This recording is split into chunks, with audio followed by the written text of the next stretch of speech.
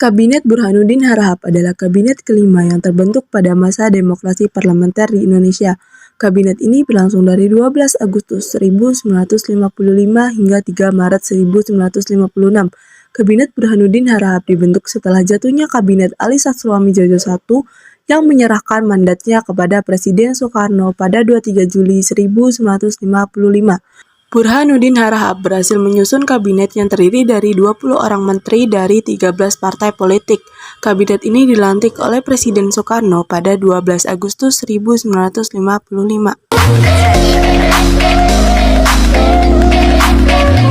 Kabinet Burhanuddin Harahap merupakan kabinet koalisi yang terdiri dari beberapa partai dan hampir merupakan kabinet nasional. Karena jumlah partai yang tergabung dalam koalisi kabinet berjumlah 13 partai, kabinet ini didominasi oleh Partai Masyumi. Walaupun terdapat banyak partai dalam kabinet ini, seakan-akan hanya menjadi pelengkap saja. Selain itu, ada pihak yang menyebut kabinet ini sebagai kabinet Masyumi karena Masyumi yang mendominasi kabinet ini. PNI tidak duduk dalam kabinet ini, tetapi PNI bersama-sama PIR Wongsanegoro, SKI, PKI, dan Progresif bertindak sebagai oposisi. Seakan-akan kabinet ini sebagai ganti kabinet Ali Wongso Arifin, karena pada masa kabinet Ali Sastroami Djojo I sebagai partai yang besar, Masyumi untuk pertama kali tidak duduk dalam kabinet tersebut dan bertindak sebagai oposisi.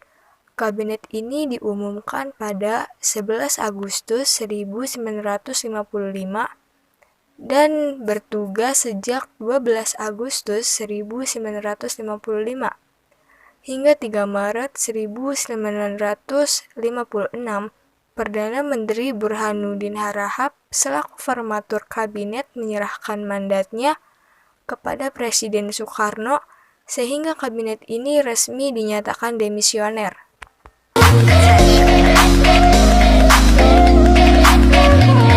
Saya Ibu Nafisatu Nur Aziza. Di sini saya akan memaparkan beberapa program kerja dari Kabinet Burhanuddin Harahap. Ada 5 program kerja yang saya ketahui. Yang pertama, mengembalikan kewibawaan atau GIZAT, model pemerintah, kepercayaan Angkatan Darat dan masyarakat kepada pemerintah. Yang kedua, melaksanakan pemilu menurut rencana yang sudah ditetapkan dan menyegerakan terbentuknya parlemen yang baru. Yang ketiga, menyelesaikan perundang-undangan desentralisasi sedapat-dapatnya dalam tahun 1955. Yang keempat, menghilangkan faktor-faktor yang menimbulkan inflasi. Dan yang terakhir, memberantas korupsi. Itulah 5 program kerja dari Kabinet Burhanuddin Harahap yang saya ketahui.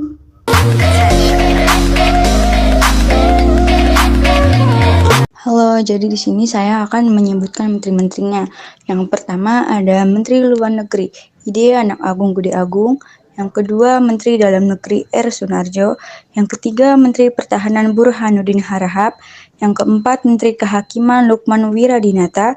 Yang kelima, Menteri Penerangan Samsudin Sultan Makmur. Yang keenam, Menteri Keuangan Sumitro Djojo Hadikusumo. Yang ketujuh, Menteri Perekonomian I.J. Kasimo. Yang kedelapan, Menteri Pertanian Muhammad Sarjan. Yang kesembilan, Menteri Perhubungan Halao. Yang ke-10, Menteri Muda Perhubungan Asrarudin. Yang ke-11, Menteri Pekerjaan Umum Panji Suroso. Yang ke-12, Menteri Perburuhan Iskandar Teja Sukmana. Yang ke-13, Menteri Sosial Sudibjo. Yang ke-14, Menteri Pengajaran Pendidikan dan Kebudayaan R.M. Suwandi. Yang ke-15, Menteri Agama Muhammad Ilyas. Yang ke-16, Menteri Kesehatan J. Liemena. Yang ke-17, Menteri Agraria Gunawan. Yang ke-18, Menteri Negara Abdul Hakim. Yang ke-19, Menteri Negara Sutomo. Dan yang terakhir, Menteri Negara Gumala Ajaib Nur.